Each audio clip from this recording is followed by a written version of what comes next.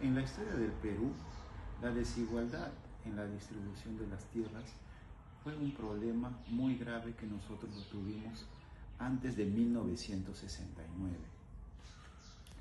En esa época, las haciendas y los latifundios eran grandes extensiones de tierra que estaban en manos de pocos propietarios. En esas extensiones de tierra trabajaban campesinos, en su mayoría indígenas, los cuales trabajaban en precarias condiciones y no tenían derechos. En 1969, el presidente Velasco Alvarado promulga la Ley de la Reforma Agraria. La reforma agraria, su objetivo era poder entregar al campesinado las tierras y también reivindicar al campesino brindándole mejor justicia social, mejor economía y también poder involucrarlo en la estructura social de nuestro país. A continuación, describo un poco el contexto. Como ya les había comentado, las haciendas y los latifundios eran grandes extensiones de tierra. En esas extensiones de tierra trabajaban los campesinos, en su mayoría eran indígenas, quienes no tenían derechos laborales, trabajaban en precarias condiciones y eran explotados. En esa situación se generaba descontento social, pobreza y en la zona rural no llegaba el desarrollo. ¿Qué es la reforma agraria? La reforma agraria fue la promulgación que hizo el presidente Velasco Alvarado, quien expropió las tierras de los latifundios y de las haciendas y entregó al campesinado. ¿Cómo fueron entregados? Fueron entregados mediante cooperativas o unión de comunidades campesinas.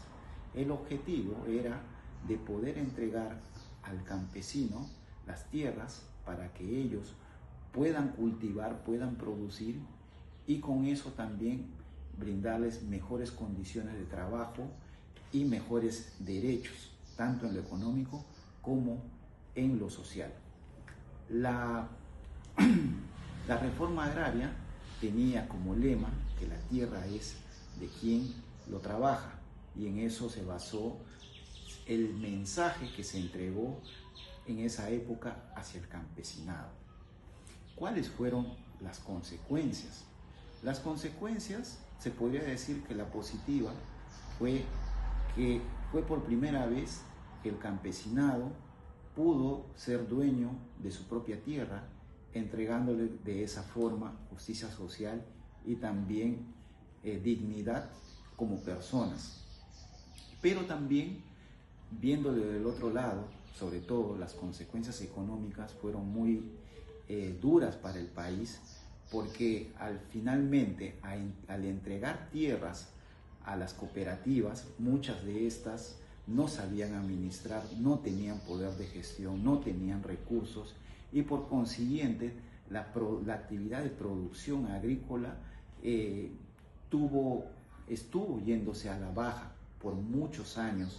Eso nos trajo como consecuencia, por ejemplo, el no poder producir para poder tener recursos para que el Estado, digamos, pueda vender, pueda obtener ingresos por impuestos y el mismo campesino podría también tener ingresos, pero no se pudo dar porque no se tuvo la preparación para poder entregar y que las tierras sean bien administradas.